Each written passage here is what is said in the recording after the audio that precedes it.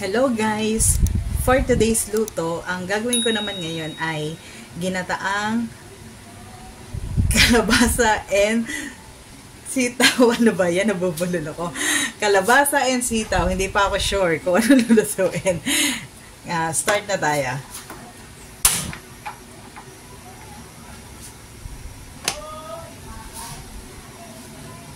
So, lagyan ko ng mantika.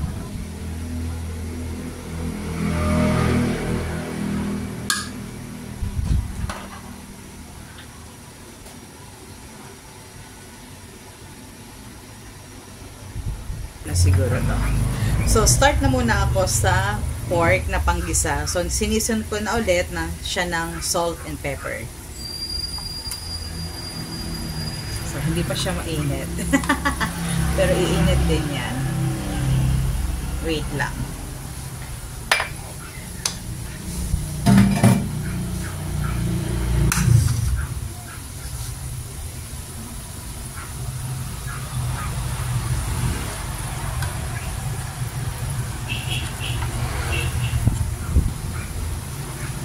Alam nyo, ang bango-bango na magluto sa palayok. Iba yung amoy eh. Iba yung aroma ng palayok.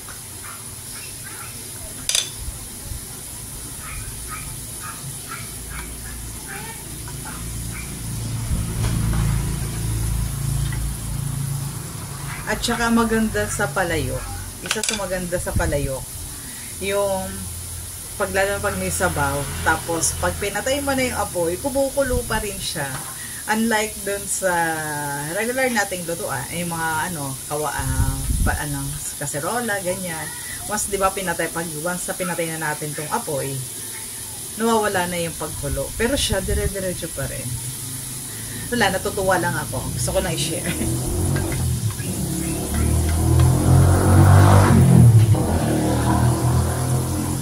Kasi natuwa lang kami sa pagbili nitong palayok.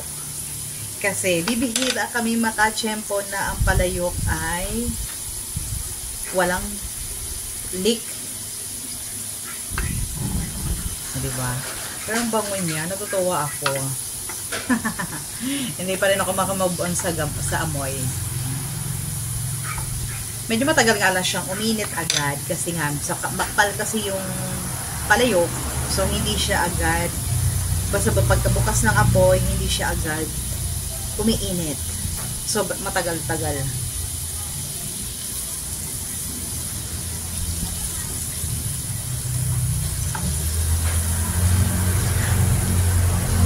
At saka kasi, kaya binili rin pala itong palayok. Kasi, gusto namin itry magsinaing na isda sa palayok. Kasi naalala ko noon, yung lola ko, dito sa kabilang bahay lang. Noon tayo na malakas pa siya. Ang ganda ng ganto niya, palayok niya na itim.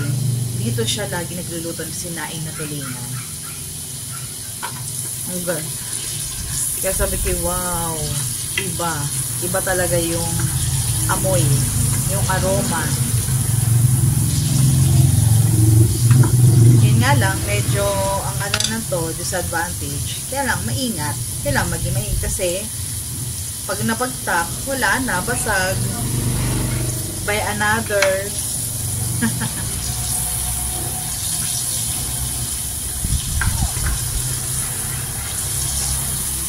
So, habang ginigis ako ring karne, so ilalagay ko na itong luya para kasama na siya sa pag-isa at lumabas na yung kanyang lasa, yung amoy ng luya.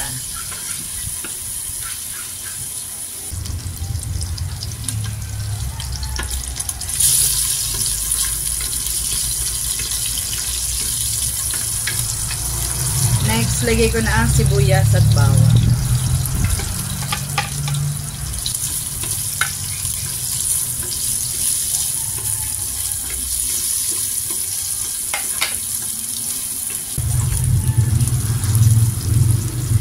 Next, lagay ko na ang mga hipon.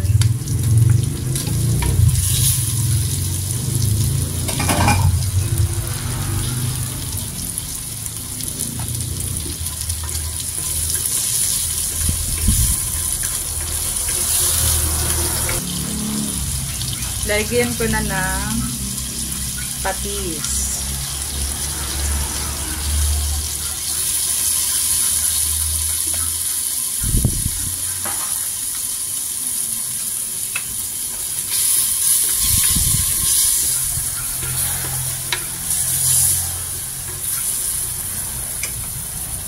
Next, etong mga gulay. Ito na yung kalabasa and sitaw.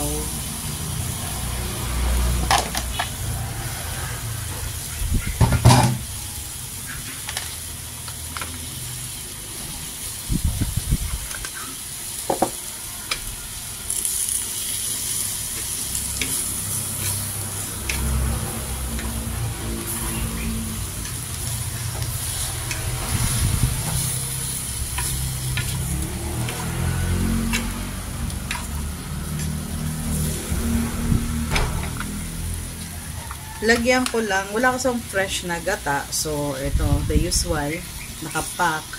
So, lagyan ko lang ng konti.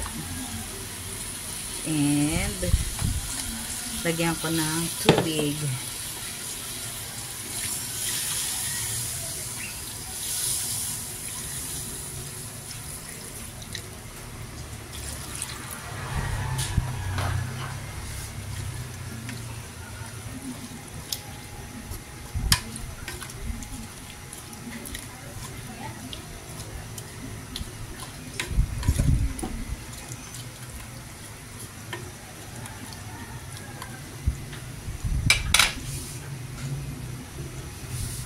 Takpan ko lang ng bahagya kasi baka umapaw eh.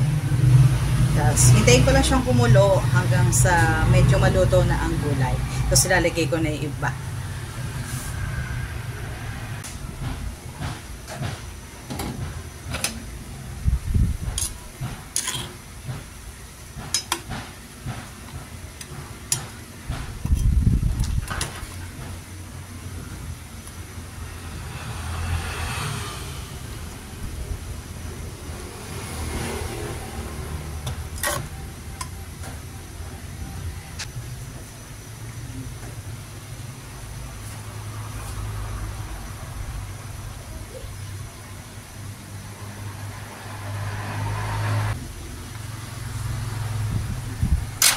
Next, ilagay ko na lahat itong gata.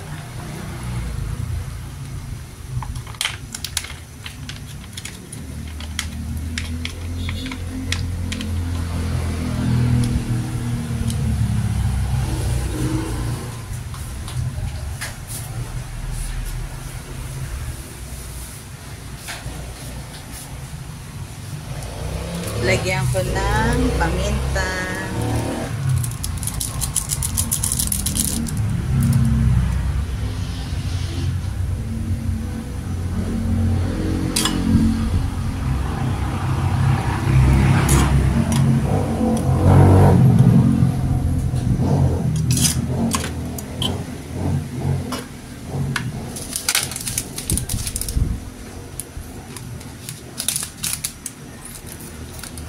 And lagay ko lang ng kalahati lang.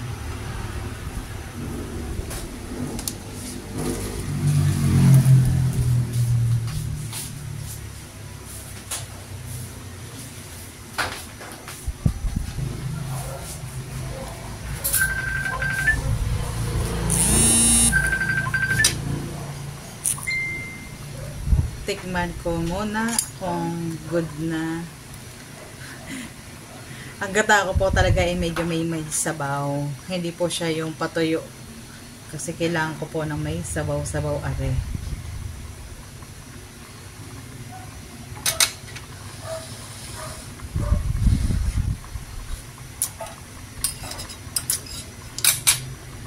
So, papakuluan ko lang po and kakain na. Kain tayo!